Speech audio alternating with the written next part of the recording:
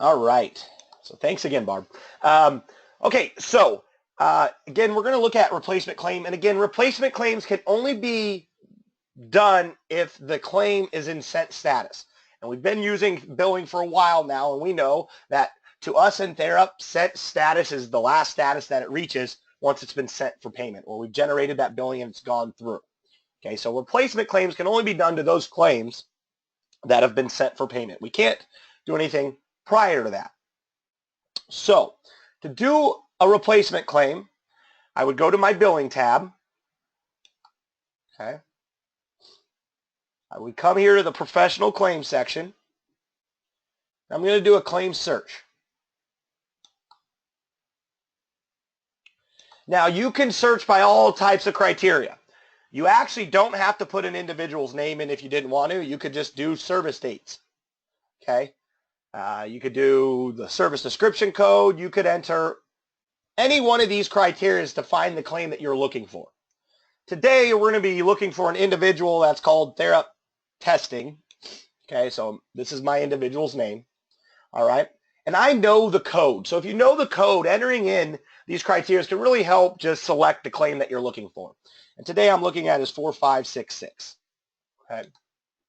Again, that could be 7090, could be 5617. It could be different service codes. Again, if I just wanted to narrow it down for this individual and that code, I can do so.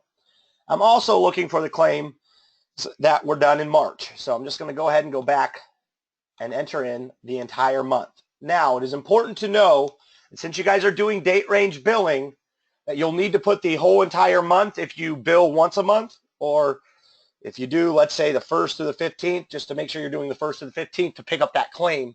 As we all know, those claims are now entered or generated in date range. So whatever you generated, that date range will be what you'll want to look for.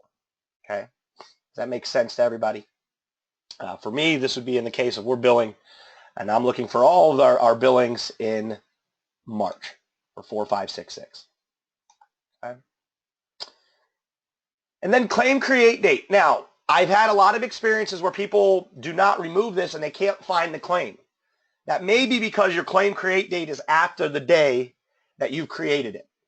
Okay? So it's not a bad idea just to remove this claim create date. That way it will pick up any claims that were created for this date and this service for that individual. Okay? So again, I highly recommend moving that claim create date unless you know that it was created that date or beyond. Okay? Otherwise, you may end up missing or not finding a claim that you've produced. Okay? And then the last thing I always recommend is clicking sent here. That way you know you're only getting those claims that are in sent status. And again, those are the only ones that we can do a replacement claim on. Okay? Because we're replacing a claim that has already been processed. Does anybody have any questions on this search page? Again, you could just put the dates and the service. It'll pull up all your individuals for that service. But I'm going to go ahead and hit search. And we've got these broken down, so we have a couple claims that we can utilize just in case we want to look at this process again. But I'm going to go ahead and select on the first one here. And I can see that this was a claim that was in sent status, so it's been sent for payment. And I can see here the date of service. So this is for the date of the 16th through the 17th. You guys, because majority of you bill once a month or twice a month, this will be a bigger date range. Okay. Again, we just shortened the date range so we could produce a couple claims for today's webinar. But this might be the 1st through the 15th or March 1st through the 31st. Okay. And again, if I'm doing a replacement claim, it means that there's something I need to fix about these units. Whether we need to add more because we underbilled, we didn't bill enough and we didn't realize we provided services on some days, or maybe we overbilled and we need to take some units away. We realize we didn't provide those services. Okay. Or maybe we shouldn't have billed at all. We need to zero it out. Okay. Any of those reasons could be the reason for a replacement claim, but you go about them all the same. So once you get to the claim and it's in sent status, the first thing you're going to do is go to the very bottom. Okay. And you're going to see this update status button. I'm going to click it. What's going to pop up is this screen. Okay. You're going to leave it as paid. You do not need to enter the amount paid. Okay, and Focus is going to know the amount they had paid out to you. All right, so I'm going to go ahead and click Update. What this then is going to do is bring me back to my claim. Now, what we really want to pay attention to is the statuses. Okay, this is why there's so many different screen changes. So we were just in sent, and now we changed it to paid, because that's just something currently we don't know from InFocus. So we're updating the system to say that this is no longer sent, it's been paid. So that's our first step. The next thing we're going to do is update this into a replacement type.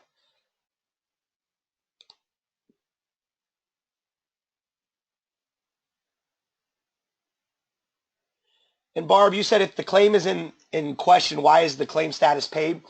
Because again, for a replacement claim to work, it would be that you've already billed this claim, and that's why it's in sent. So if it's in sent, again, it's been paid by InFocus. We just don't get that information back to verify it's been paid.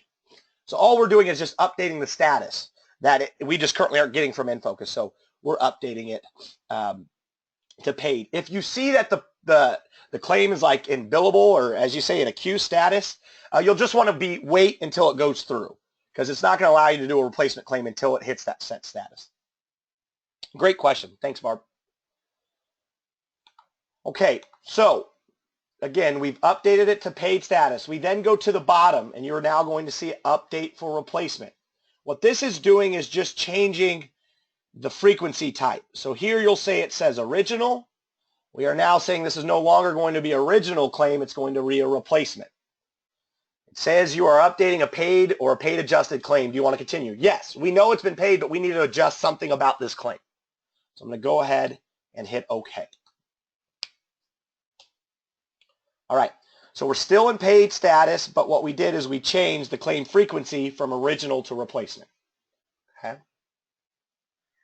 And then what we need to do is one last step, and this is a step I found most people, this is a step that hangs them up. You'll need to go down and click Update. The reason why is we cannot update this claim until it's in an updating status. So just remember, it goes sent to paid, and now we want to go click Update. What it will do is it will say you've successfully updated the claim. I'm going to click back to claim form. You will now notice that the status is no longer in sent or paid, it is now in updating. When you see this, you now know you can update the claim information or the billing data. Okay? So now I would just come down here once I'm in updating status and go to my service line. Okay? And this is our service line. I'm going to go ahead and click on this link here.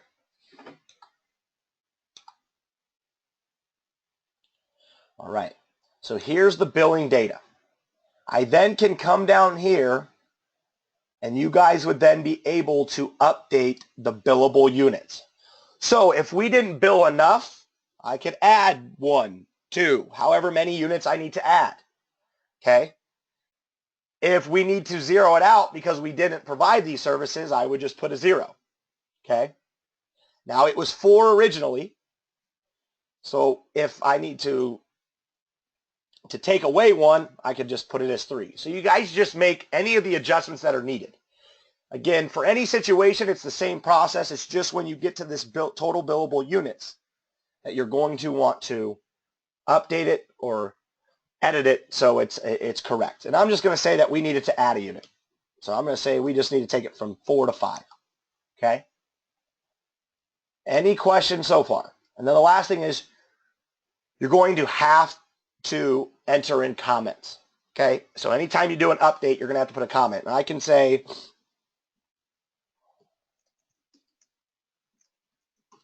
you know, the reason why. Needed to bill 1 more unit as we forgot to bill it prior. Whatever the reason may be. Okay, we're going to put the comment here on why we're updating it. Then at this point, I'm going to just click Update.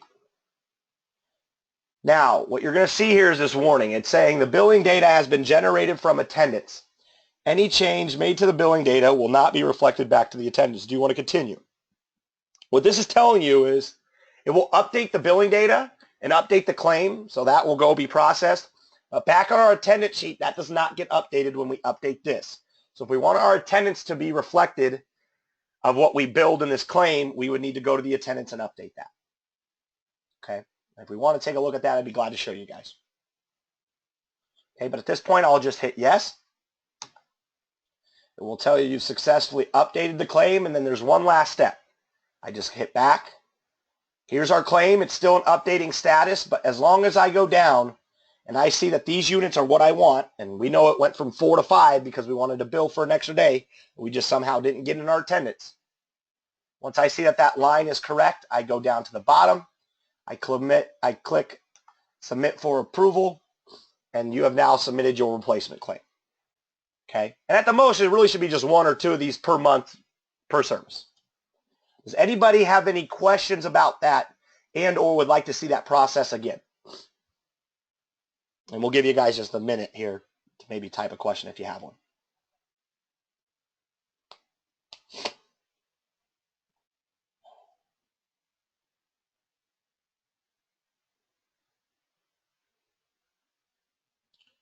Okay, it doesn't look like we have a question yet on the replacement claim, so definitely type a question if you have one. We'll go ahead and move on to the rejections.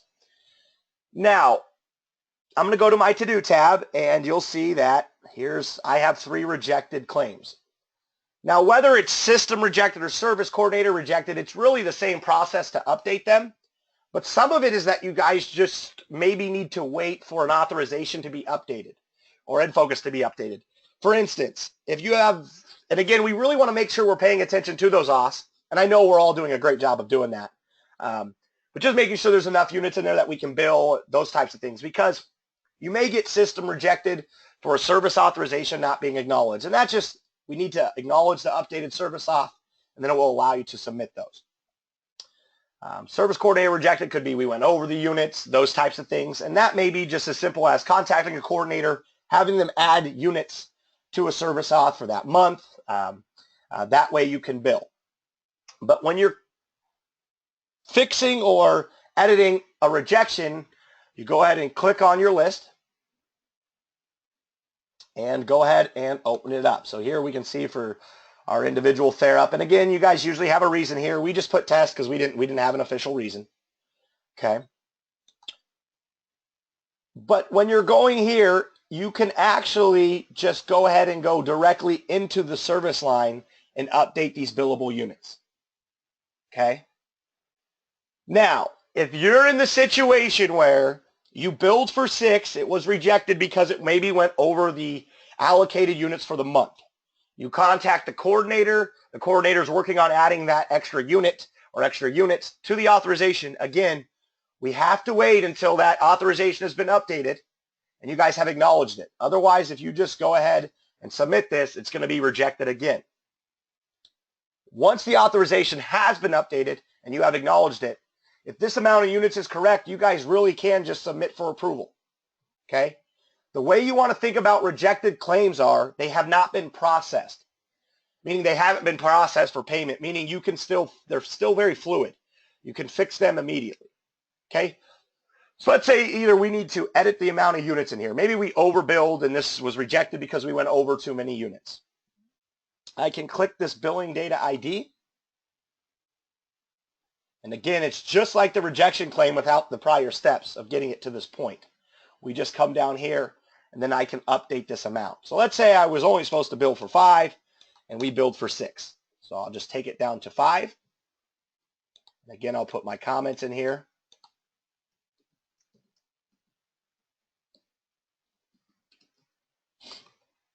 Okay. Just click update. And then again, it will give you that warning saying the billing data has been generated from attendance. Any change made to the billing data will not be reflected back to the attendance. Do we still want to continue? And again, that's just stating it's going to update the claim, but it's not going to update your attendance. After this, I'll show you guys how you can update your attendance to reflect this. But I'll just go ahead and say yes. And again, it says it's been updated, but our last step is coming here and going down and clicking submit for approval. Let's say you did not click back. It will still be on your dashboard until you submit it. So you'll see I still have those 3. I can click on it. I know this is mine. And again, I can look through it, and I can see that we've taken it from 6 to 5. Okay. And then the last step then is just submitting for approval. Once I do that, I have now updated the rejected claim, and it will now sent to be processed. So if a coordinator had updated an authorization, I acknowledged it, I submitted this, it will now go through because the units are allocated in that service authorization. So it's very important that we do pay attention to the amount we have allocated, and also that we're asking to have units, moved or allocated if we need them. Does anybody have any questions over the rejections or the replacement claims? What I'll now show you is how you guys can update that attendance data to reflect what we just updated in those claims. Again, just going to give you guys a minute or two here to see if you have any questions.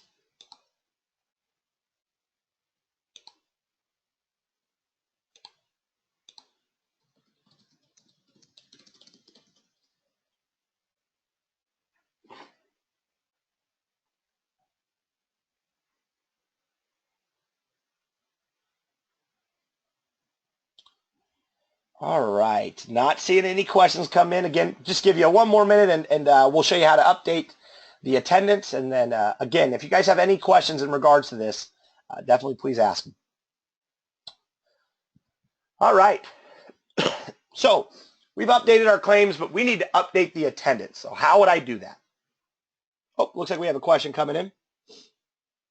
And Sarah Hampton asked a very good question. Thanks, Sarah. And Sarah asked, should a claim ever be deleted? And the answer to that is no. And here's the reason why.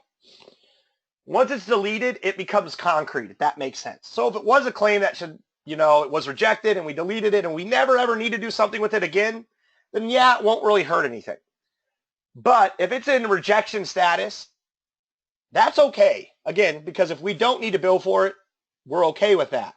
But what we don't want to do is, we don't want to delete it because if, let's say, a month or two later, we come back and we say, oh, that claim or that day we need to bill for, we won't be able to do it because the claim's been deleted.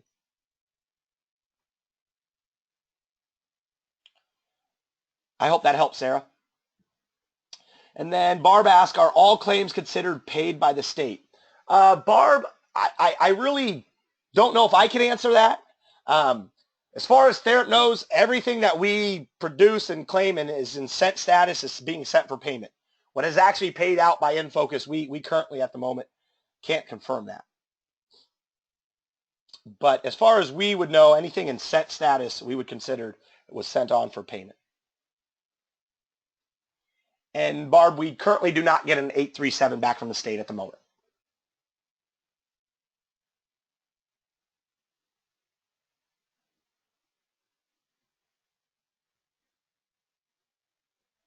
But I can tell you, Barb, it's in the process. Everybody is working towards it.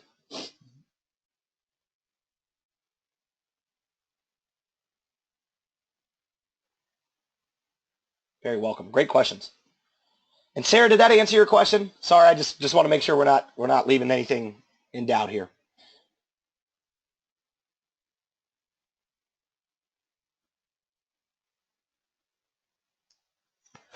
All right, so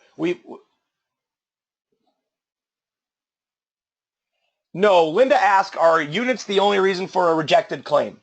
No, there could be some things such as maybe they're off the waiver or something, they fall off that. Also, it could be that the new updated service auth hasn't been acknowledged. So there's a couple different reasons on why a claim could be rejected. But it really at the moment could be a wide variety of reasons and not just units. And Barb, how does a claim get updated to paid in Therap? That was that process of where we updated the claim to paid status. And so manual entry, you are correct at the moment. Again, in the future, the plan is just like as you were saying with North Dakota's idea and how it kind of works in the rest of the countries, is to get that 837 submitted back to us, and that obviously would take care of that end result. But it just currently isn't available. And Sarah asks, is there currently anything we can do if we did delete a claim and then need it? Sarah, we're currently, as Therap, we're discussing ways that we can do that.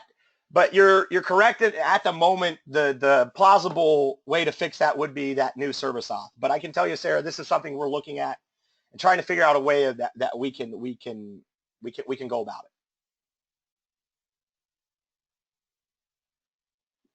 Great questions. And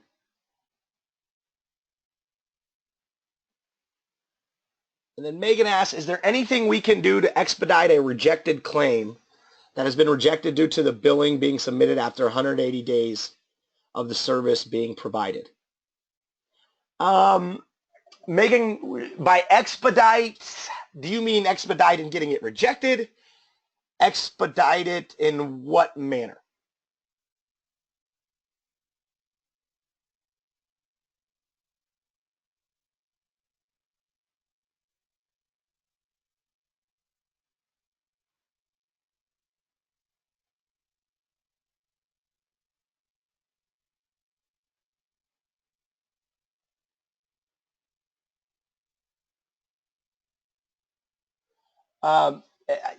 Expedited as in getting it processed without having to use the HHS form. Okay, the appeal. Just one moment. I'm gonna. Yeah. I think it's a fair hearing appeal or something like that.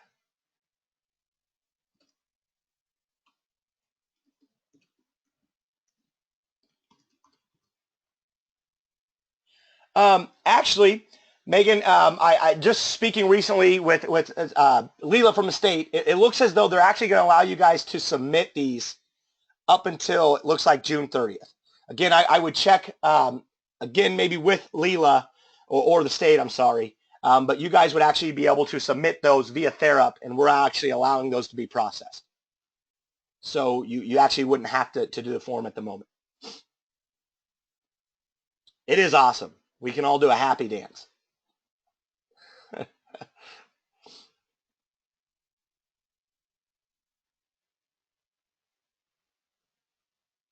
And currently right now, Linda, it's our data entry team that is rejecting the claims based on criteria that we have been given from the state.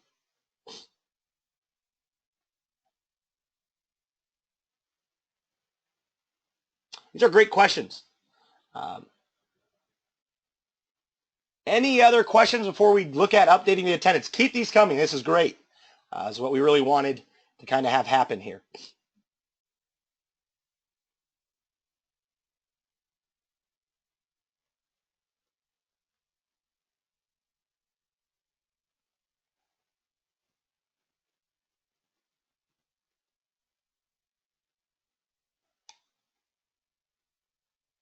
Okay. Well, I don't see any more questions coming in at the moment, so keep asking them if you have them. Now we're just going to quickly look at how do I update attendance data that we've already generated, right? Because we've updated our claim, but that doesn't update our attendance data for us. So the next thing then is, how do I update that attendance? Just go to the billing tab. I'm going to do a date range here. So we'll say we're doing all of March. Sorry, got this thing in my way there. All right.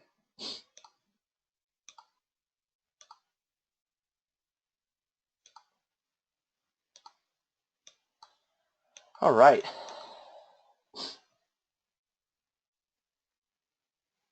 All right, so we see here, this is our individual, and again, we just named them as Therap testing individual. But what you're going to see is, and this is something that, again, is a little trick that sometimes people just don't see their data. So we did search, and now we're at the update tab, but we don't see our information here. That's because when we generated it for billing, it's submitted for billing. So to see that information, you just click this box here, and it shows it. Okay, I've gotten phone calls prior. It hasn't happened in a while, but people were saying, hey, I don't see my data and I want to update it. Well, the key is most likely that we just need to hit submitted for billing. Okay, and then here's our data. So let's say we changed this day. It should, instead of being from 8 a.m. to 11 a.m., it should have been 8 a.m. to noon, right? We changed it from 3 to 4 hours. I just click on the attendance option here. So I click on the P. I come down here. I could change this if maybe it should be from present to absent, those types of things. We're not scheduled. But right here, I can then just change the time. And again, you could type in the box. But I'm just changing 8 a.m. to 12 p.m. I could have a comment, you know, extra hour due to, or hour was done because. That way we know when we go back to look at it. I go ahead and click the update. And it's going to tell you right here that the attendance data has already been used to create billing data. We are okay with that. We've updated the billing data and the claim ID, and it's in the claim, it's been processed. This will not affect your claim at all. This is just updating your attendance data. So when I hit yes, it will update it. And now when I go look at this date or this day, I then can see that it's 8 to 12, and I can see why.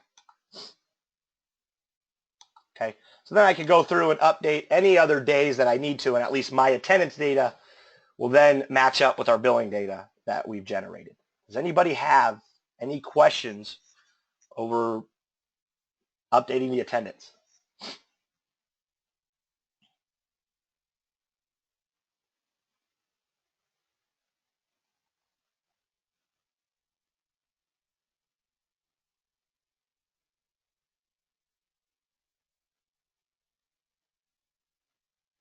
Okay. All right. Well, to be honest with you guys, that's really what we're going to cover here today is those rejections, the replacement claim process, and then how kind of to update that attendance. I'm going to hang around here for 5-10 minutes in case anybody has any questions. Go ahead and feel free to ask them. Otherwise, I appreciate your guys' time today. The webinar went a little short than we expected, but again, I think we got every question addressed, and we'll hang around until we make sure we do. Just to let you know, we have an upcoming webinar on April 22nd. The topic is not on the website yet, but I can let you guys know. It's going to be inputting medications for the MAR and then configuring your MAR. And we're going to be taking a look at the MAR, or the medication administration record, within Therap. So if you guys want to check that out, again, all these will be recorded and posted to the Nebraska state page. But April 22nd, and the time is on the state page. And I'll show you guys in a second how to get there. Thanks, Barb. Great questions. So if you guys ever have any questions about what's upcoming, you can always go to the bottom of your Therap page, click this website. It'll take you to our great website here. And all you have to do is hover your mouse over states. And my internet's catching up here, sorry. And when it does, what you'll see is Nebraska over here in state contracts, statewide contracts. Go ahead and click that. And what you'll see is we have these different modules, and you guys can click here for, for instance, GR instructions from DHHS. You also could click here for assistance with any of these modules. But here's where it's going to list the upcoming webinars. So here, April 22nd at 1 p.m., this will say MAR. And that's what we'll be taking a look at on the next webinar. So please register for these. We're going to have more added, and we're going to try to keep having a lot of these. And also, everybody that signed up and attended this webinar, you're going to receive a thank you email for coming. Please send in topics, ideas, those things that you guys want to discuss. Now, I'm going to go ahead and type in the chat box here. And if you guys look in the chat box, this is my email. You guys can send in any topics that you want to see done over the next webinars, or something you'd like to have a webinar on. We're really trying to get feedback from you guys, so we're having webinars that really take care of your guys' needs. So please, Calvin.Christensen at therapservices.net. Send any questions, anything that you have that you'd like to see done in the future. We're really trying to get a good idea of this and make sure that we're making these as meaningful for you guys as we can. Okay. Again, going to hang around. Again, I appreciate everybody's time for coming out here and checking out this webinar, and especially asking those questions. So again, going to hang around, but again, I appreciate everybody's time today, and I hope you guys have a good rest of your Wednesday.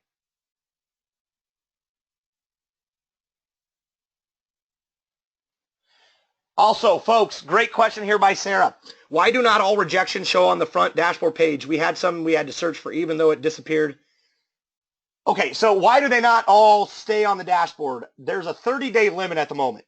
Again, we're in the process of discussing that, but right now, if it's in that status for over 30 days, hasn't been touched or anything, it would fall off, so you would need to do a search.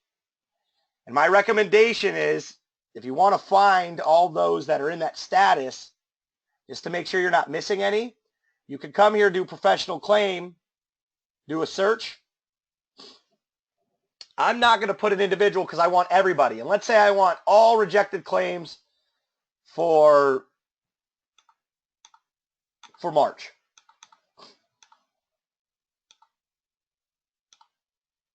Okay.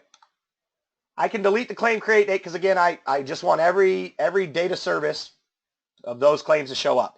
And I would have went further back, Sarah, but in this demo account, we've only have some for the last month or two. And then what you can do is come down to the status. You can click on Service Coordinator Rejected and go down to System Rejected. And all I did was hold Shift and click. Okay? And then I just hit Search. This then will pull up all of the claims that are in those rejected statuses. So you can then make sure that you've touched those or have processed them. Again, we only have 2. That's just because it's just a demo account and we only created that many. So that would be the way to make sure none are falling off. And you can do that for each month just to make sure, back to July, to make sure you haven't missed any. I hope that helps, Sarah. Great question. All right. Well, I know I keep saying this. Tanya, I'm going to have to reach out to Heather, I think, on that one in regards to the deleted claim and what can be processed about that. So after this webinar, we'll definitely reach out to you here, give you a call.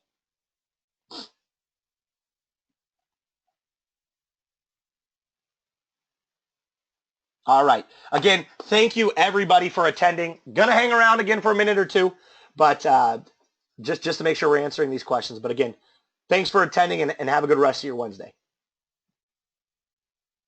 And I'm going to go to mute unless a question comes up.